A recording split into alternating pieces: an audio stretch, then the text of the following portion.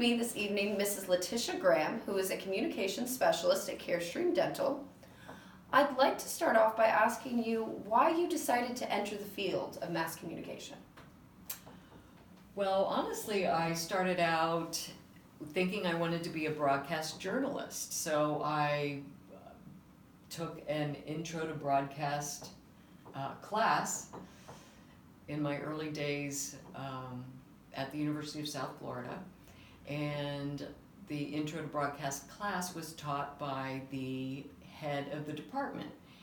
And he had a very rigid teaching style and grading system. And on the very first day of class, he said, "You will not get an A in my class." And I set out to prove him wrong, but try as I might, I wasn't able to. Got a B in his class, and because my GPA was so important at the time, I changed my major to public relations. That turned out to be a good move, actually, because my career has revolved around my ability to write and my ability to craft a message eloquently. And the public relations major requires a lot of writing, different types of writing. You have to be able to write press releases and invitations to hospitality suites and golf tournaments and things like that, and that's what I thought I wanted to do with my career. So all of those writing classes really came in handy with what I've done as a professional. Wow, that's interesting. Now, in the field of communications, how do you think it has been changing since you entered, and what current trends and technologies impact your daily life? Well, social media has been a big game changer in the field of marketing communications.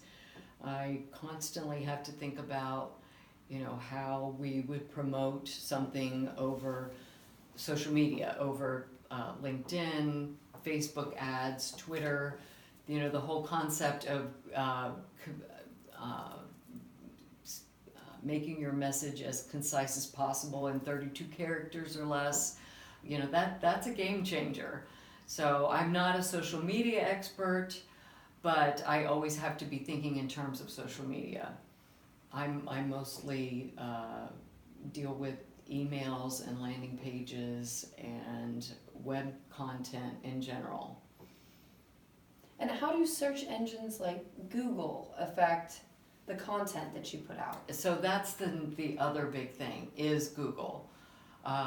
Whenever my target audience is looking for an answer to a problem, I want to use the keywords that they will use to search on so that my product or solution comes up on that first page of Google results.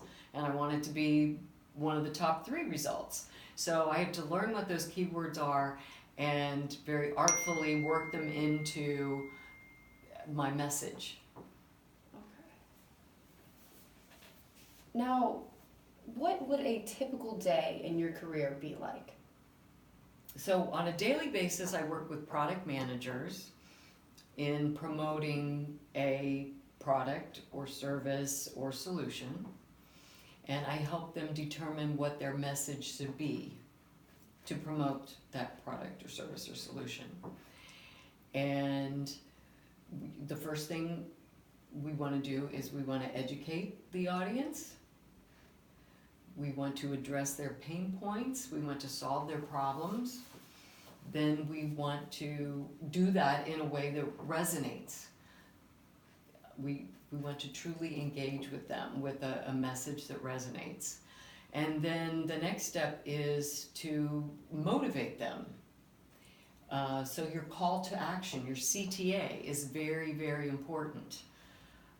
Maybe that is downloading a white paper or clicking on a video or contacting your customer service or a sales rep. Whatever it is, you want your CTA to be clear and you want your audience to take that action. And it's important to remember that the CTA needs to be obvious. You know, click here and put it on more than one, at the top of your page, at the bottom of your page. You want it to be obvious what the audience needs to do. And that's what I do on a daily basis. All right. Well, thank you so much for your time. I really appreciate your wisdom and advice.